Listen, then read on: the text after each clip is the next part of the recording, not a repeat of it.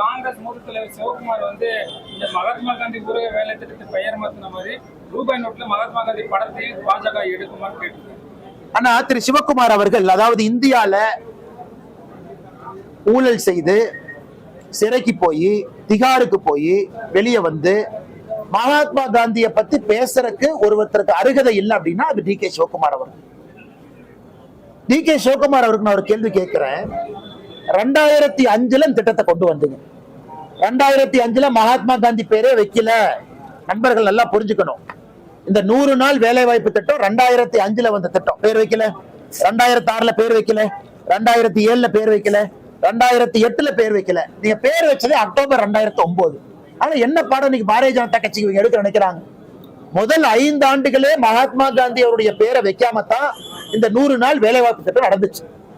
அதுக்கப்புறம் 2009 அக்டோபர்ல தான் பேரை வைக்கிறாங்க.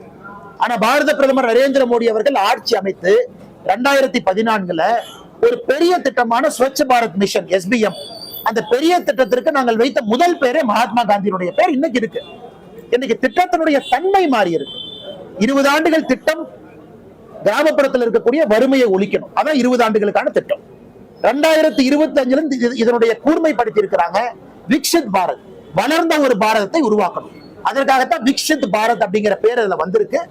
அதிலும் நீங்க நல்லா உத்து பாத்தீங்கன்னா ராம் அப்படிங்கிற ஒரு சப் நேமும் உள்ள இருக்கும். ராமனுடைய பக்தர் மகாத்மா காந்தி,